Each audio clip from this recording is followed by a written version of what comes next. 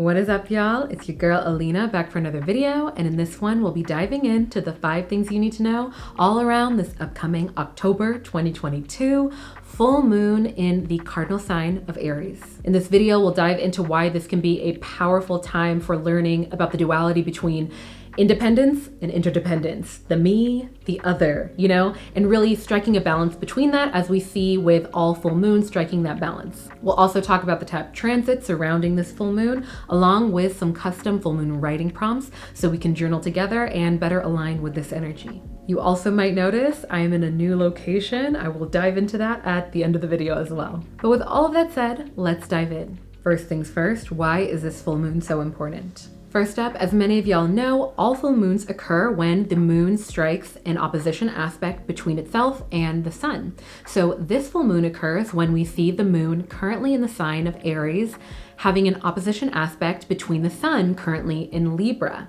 By the way, we are in Libra season thanks to the autumnal equinox that happened on the 22nd of September. Can y'all believe we're already a few days into October? Now, an opposition aspect in astrology usually indicates heightened levels of opposition or duality between the astral bodies involved in the energy that they impact in our lives. Now, this opposition or this duality where we see that we're being called to strike a balance between these two energies can often evoke sometimes mishaps or frustration. But as with all full moons, we are being called to strike a balance between those energies, to really transmute those energies. And luckily, because we are in Libra season, we have so much supportive energy in that realm. Libra is all about striking balance, all about diplomacy. It's literally represented by the balancing of the scales. So more specifically, we see the sun, our central star in our solar system that really impacts the ego, our sense of self, how we present ourselves to the world, currently in the sign of Libra, which is very diplomatic and balancing, having this potential polarity with the moon,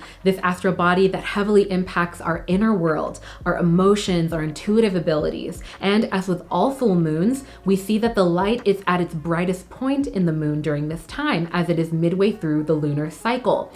And it usually, I like to call it a cosmic spotlight. It illuminates what has and hasn't been working for us midway through the lunar cycle.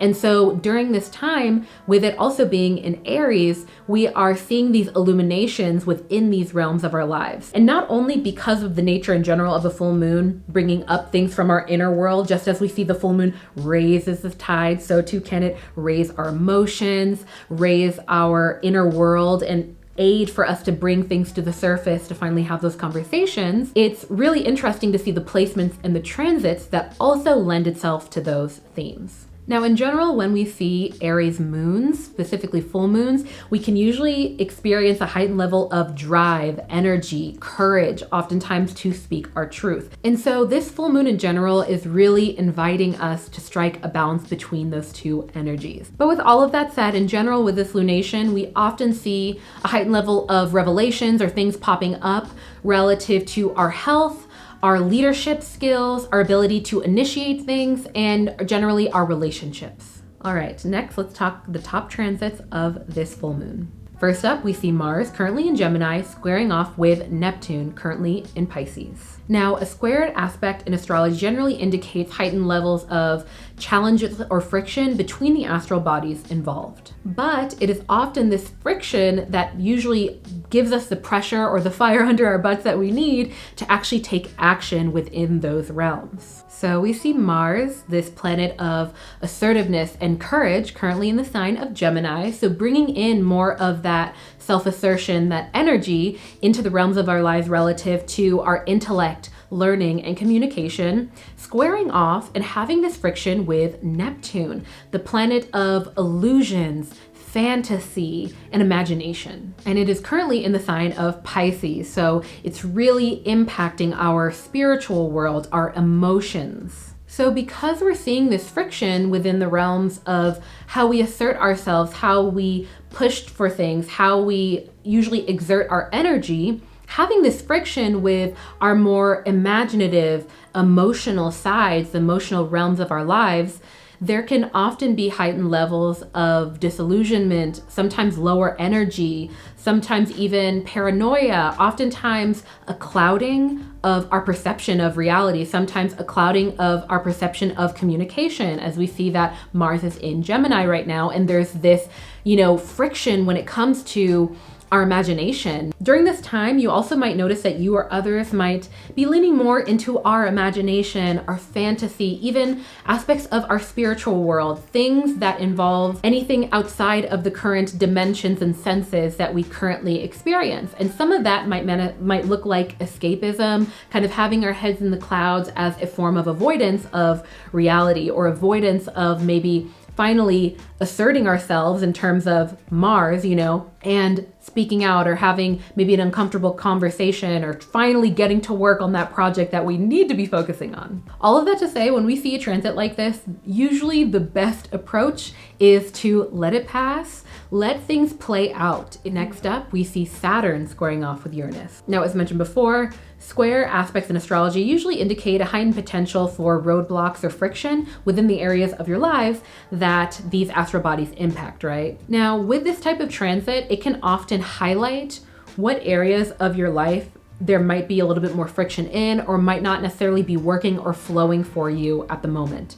This transit can sometimes bring in unexpected restrictions or setbacks that were not necessarily expected. And there's really this theme around commitment and responsibility of stepping up to the plate.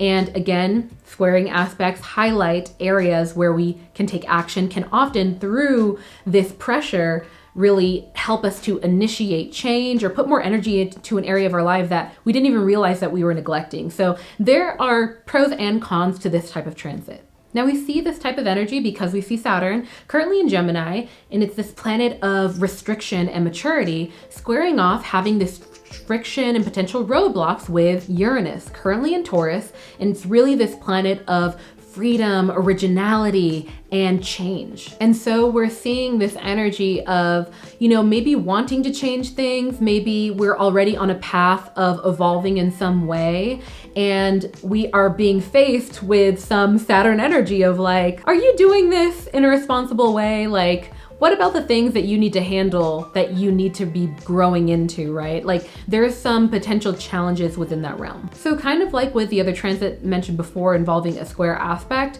now is the time to observe and wait things out. It's not the time to necessarily force your will on things. It's also not necessarily the time to resist change.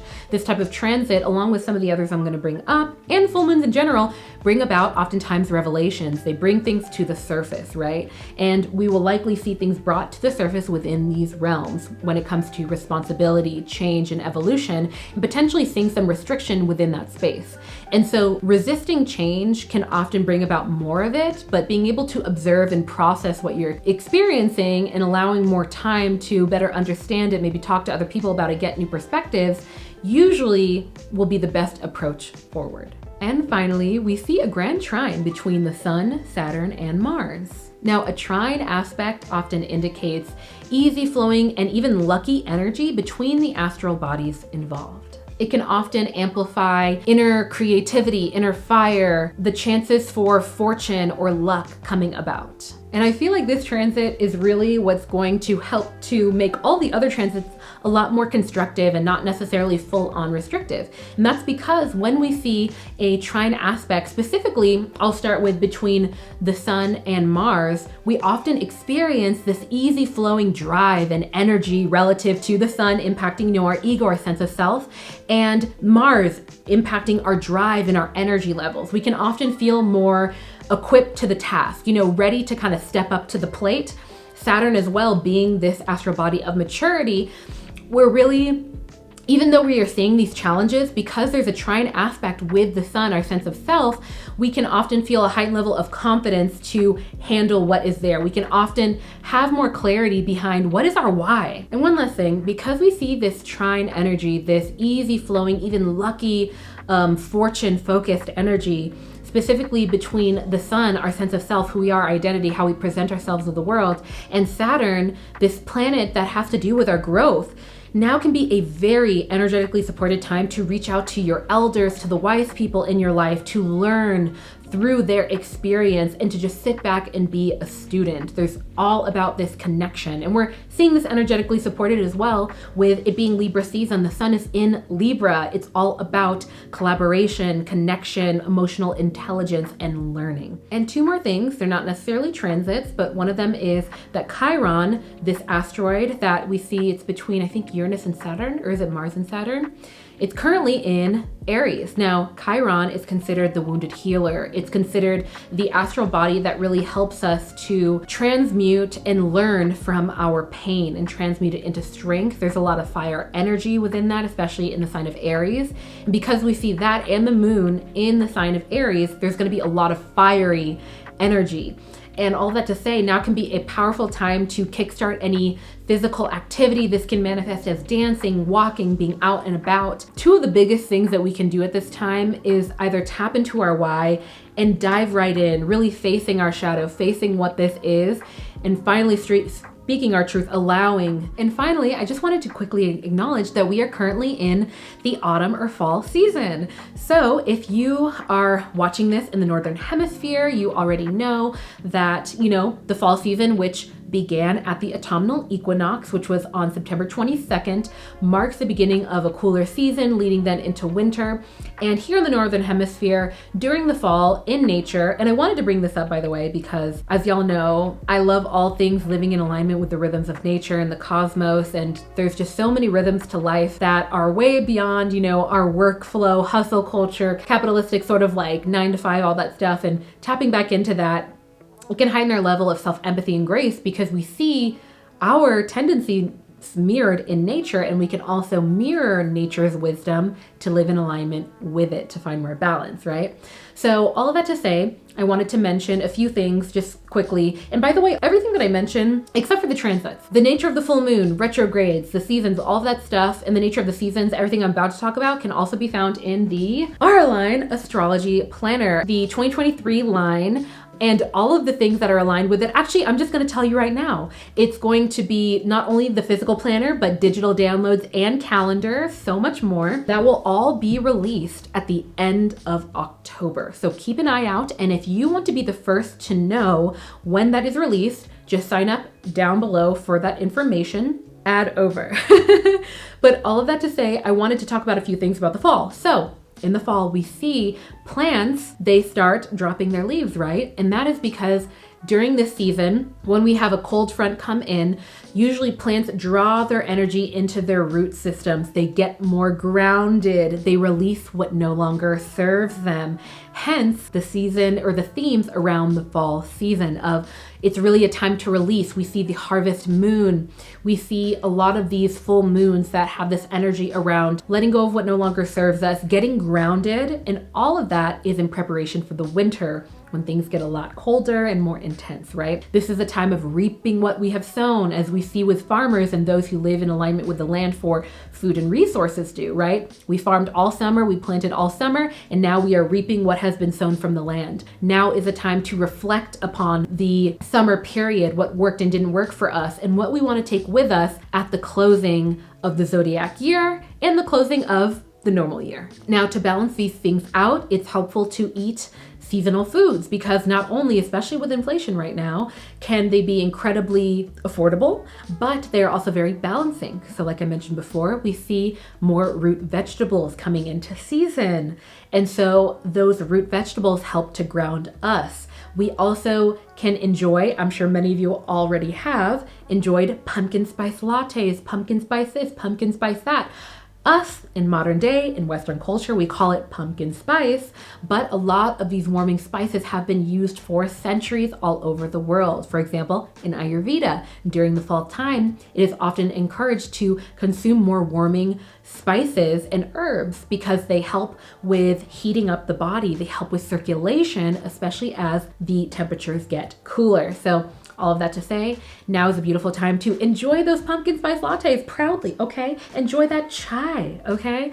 All of these things are really fun and they're actually very balancing for the body. And finally, in terms of some holistic activities for the fall season, now can be a beautiful time to not only pay more attention as sunset starts to come earlier in the evening and sunrise starts to come about a little bit earlier. It will be helpful to pay attention to that.